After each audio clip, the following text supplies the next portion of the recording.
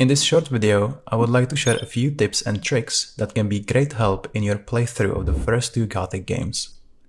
Let's start with the first game, getting free armor.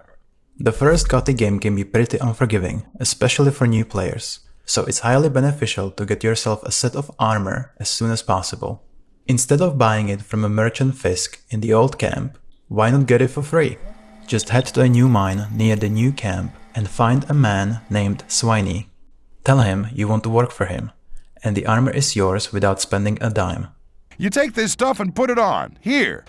Finding Gilbert near Old Camp for extra experience points. Leaving the Old Camp through the southern gate and turning right will lead you to a few climbable rocks, which can take you to a small cave where a guy named Gilbert is located. Talking to him will grant you 100 experience points, and while you're at it, you might as well loot his chest.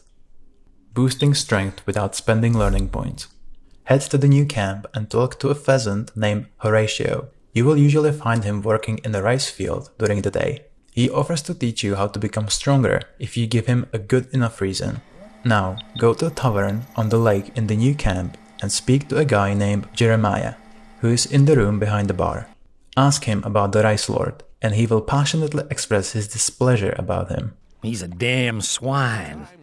His thugs pick on the weak and force them to work in the fields. Use this information as the reason why Horatio should teach you how to become stronger. And voila, you will receive 5 strength points without spending any learning points. Now let's move on to Gothic 2. Entering the city of Cornice. One of your first quests in the game will be to get into the city of Cornice. There are several ways to achieve this, such as dressing as a farmer or pretending to work for a local alchemist. However, if you want to earn the maximum amount of XP, here is what you can do.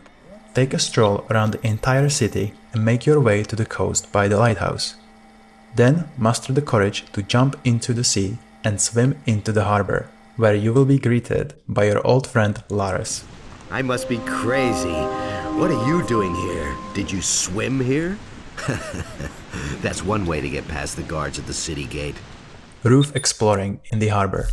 While you are in the harbor, take some time to explore the roofs. You might stumble upon cool items like potions and bunch of gold. Trading gold for permanent stats. Seek out a mage named Darren in the market district of the city.